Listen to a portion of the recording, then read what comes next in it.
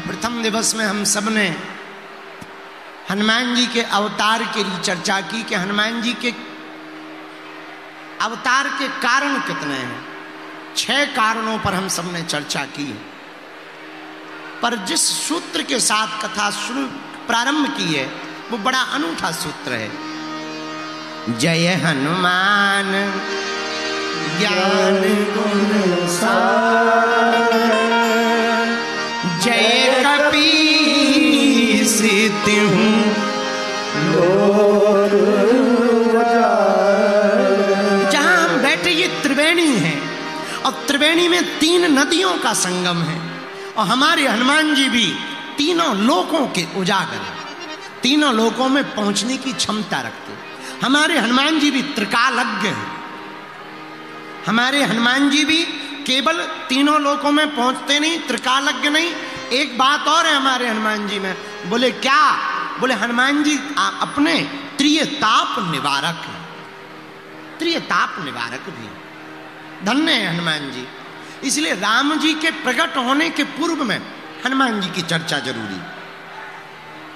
एक बात और, भगवान पर जब भी संकट आता है तो वो हनुमान जी को पुकारते हैं। और कितना अनूठा संयोग है, हम लोगों पर संकट आता है तो हम भगवान को पुकारते हैं और भगवान पर संकट आता है तो वो हनुमान को पुकारते हैं। पर एक बात और हम बोलें, आज हमने प्रारंभ में आपसे बोला कि प्रयाग जो भी आए हैं यहां से कुछ बदल करके जाना है। एक बात और, हमें दुनिया को बदलने का ठेका नहीं लेना है, हमें सबसे पहले खुद को बदलने का ठेका लेना है। आप बदलोगे तो दुनिया बदलेगी, आप जागोगे तो दुनिया जागेगी। और याद रखना, तुम जागे, तुम बदले तो तुमसे जुड़े हुए लोग भी बदल जाएंगे। तुम्हारा घर बदलेगा, फिर समाज बदलेगा, परिवार बदलेगा, फिर समाज बदलेगा, फिर गांव बदलेगा, फिर जिला बदलेगा, फिर प्रदेश बदलेगा, फिर देश बदलेगा। इसलिए मेरे पागलों, हम बात कर रहे हैं कि हमें हिंदू राष्ट्र बनाना है, पर उसका हमने सूत्र निकाल रखा है। हिंदू राष्ट्र बनाने के पहले हमें खुद को कट्टर हिंदू बनना पड़ेगा। मेरे प्रियजनों, आपने सुना होगा, आपने देखा भी होगा, ईंट बनते हुए किस किस ने देखी है? ईंट टीवी मोबाइल पर देखी होगी, डायरेक्ट नहीं देखी होगी। सुनो, ईंट कैसे बनती है? मिट्टी से। जब बहुत मिट्टी के कण इकट्ठे होते हैं तब एक ईंट बनती है, और जब बहुत ईंटों को इकट्ठा किया जाता है तो दीवार बनती है। लेकिन जब बहुत दीवारों को इकट्ठा किया जाता है तो मकान बनता है, बहुत मकानों को इकट्ठा किया जाता है तब एक कॉलोनी बनती है, और बहुत कॉलोनियों को इकट्ठा किया जाता है तब एक गांव या नगर बनता है, और बहुत नगरों को इकट्ठा किया जाता है तब महानगर बनता है, और महानगरों को इकट्ठा किया जाता है तब प्रदेश बनता है, और प्रदेशों को इकट्ठा किया जाता है तब देश बनता है। उसी प्रकार हम अलग से स्वयं पहले बदलेंगे तब समाज बदलेगा। हम कट्टर हिंदू बनेंगे तो समाज कट्टर हिंदू बनेगा। और दूसरी बात, ये बात थोड़ा दूसरे तरीके की हम आपको समझाना चाह रहे हैं कि महाकुंभ में आप आए, संगम में डुबकी लगा रहे, स्वागत है, लेकिन आप यहां से बदल के जाएंगे तो भरोसा है आपका घर बदलेगा, घर बदलेगा तो परिवार बदलेगा, परिवार बदलेगा तो समाज बदलेगा, समाज बदलेगा तो प्रदेश बदलेगा, जिला बदलेगा तो प्रदेश बदलेगा, और प्रदेश बदलेगा तो देश बदलेगा। और हमें देश को और दुनिया को बदलने के पहले खुद को बदलना पड़ेगा।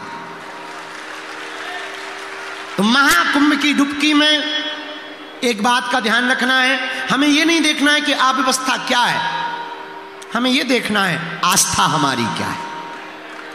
और आस्था व्यवस्था नहीं देखती है, हमारी जिसके प्रति आस्था है तो है, अब वो कैसा भी हो, कहीं भी बैठा हो, कैसा भी दिख रहा हो, आस्था है तो है।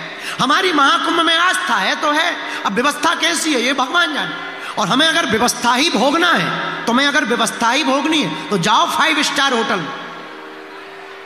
महाकुंभ में हम व्यवस्था लेने नहीं आए, महाकुंभ में तो हम आस्था लेकर के आए।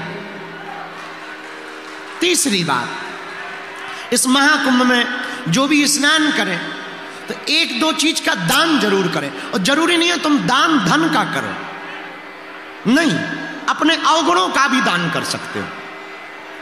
और अवगुणों के दान से बढ़कर के कोई बढ़िया दान भी नहीं। हमसे कोई पूछे तो हम तो तुम्हें यही कहेंगे, एक काम करो, तुम अपने मन का दान माधव के चरणों में कर दो, अपने जीवन का दान जगदीश के चरणों में कर दो, अपने आप को सदगुरु के चरणों में, गुरु के चरणों में छोड़ दो। और हां, महाकुंभ में हम आए, लेटे हुए हनुमान जी के यहां लंबी लाइन है, तो तुम इसीलिए मंदिर मत जाओ कि तुम भगवान के दर्शन कर पाओ, इसलिए मंदिर जाओ भगवान तुमको देख ले।